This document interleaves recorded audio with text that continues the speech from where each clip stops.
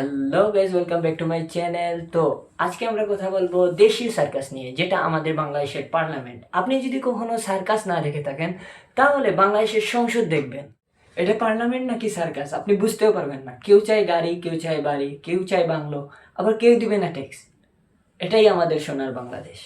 যদিও দলের প্রথম সভাতেই আমরা সিদ্ধান্ত নিয়েছি বিএনপি থেকে নির্বাচিত কোন সংসদ সদস্য সরকারি সুবিধা নিয়ে ট্যাক্স ফ্রি গাড়ি আমদানি করবেন। আমাদের সবার প্রিয় ক্যাপ্টেন হাসনাত আব্দুল্লাহ, তিনি নির্বাচনের আগে বলেছিলেন কোনো প্রকার গাড়ি তিনি নেবেন না, কিন্তু তিনি সংসদে গিয়ে বলেন জনগণের কাছে যাওয়ার জন্য ওনার একটা গাড়ি লাগবে। একেই বলে গাছে উঠে মই নেওয়া। পূর্বক আমি জানিয়েছি জেলা পরিষদের চেয়ারম্যান, উপজেলা পরিষদের চেয়ারম্যান, পৌর মেয়র সরকারি কার্য পরিচালনা করার জন্য যেভাবে সরকারি একটি গাড়ি পেয়ে থাকে, ঠিক একই প্রক্রিয়ায় আমাদের যারা সংসদ সদস্য আছে তাদেরকে ঠিক একই প্রক্রিয়া একটি গাড়ি ব্যবহার করা দেয়া যায় কিনা। তাদেরই সহযোদ্ধা জামাতে আমির চুম্মা শফিক বলেছিলেন তিনি সরকারি কোনো বাসভবন দিবেন না, কিন্তু ঠিকই লাস্ট পর্যন্ত সে সরকারি বাসভবন নিয়েছে।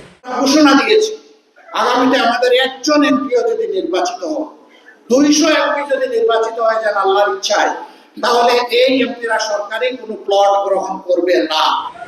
হ্যাঁ, আরেকজন আছেন নাসিরউদ্দিন পাটোয়ারি, নিজেকে অনেক শেয়ানা মনে করেন, কিন্তু সে তো জানে না যতজন মানুষ আসে ওনাকে হিট করে কারেন কি জানেন, উনি হলেন এক ধরনের বেয়াদব আল্লামা মির্জা আব্বাস।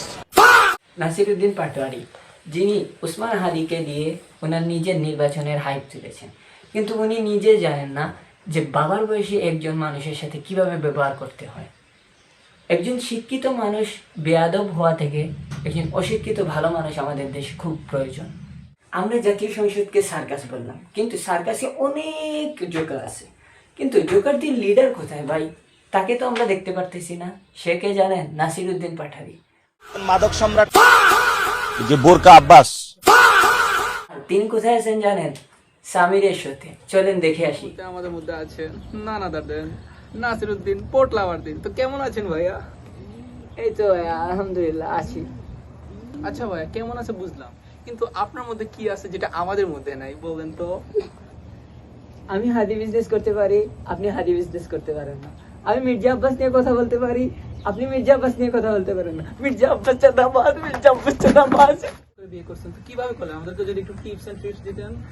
আমি প্রেম করেছি, এটা আমার যোগ্যতায়, যেটা আপনি পারবেন না, কারণ আপনি বেটিয়ার। তো বাঁচাল কেন? এই কারে বাছাল কস বেটা, তুই নিজে একটা বাপের টাকার পডকাস্ট করো, তারপর কথা কস বেটা, বেটিয়ার আছে। আমি যেরকম পডকাস্ট করছিলাম ওইরকম যদি সত্যিকারের পডকাস্ট হইতো তাহলে এরকম মারামারি লাগতো, কিন্তু ওই জায়গায় কি হয়েছে, তারা তেল মারছে একজন আরেকজনকে। স্বামীর তেল মারছে, ওইদিকে পাটোয়ারিও তেল মারছে, এর জন্য মারামারি হয় না। এই হলো বাংলাদেশের আসল সিচুয়েশন। এর জন্য ওয়েল আপ দিয়ে কোনো পডকাস্ট হয় না, বুঝছেন ভাই? চুদির ভাইয়েরা এগুলো পডকাস্ট নয়, এটা বলে তেল বাজাবাজি। এই পর্যন্ত এই ভিডিওটা ভালো লেগে থাকলে লাইক, কমেন্ট, সাবস্ক্রাইব করে দিবেন এবং দেখা হচ্ছে নেক্সট ভিডিওতে।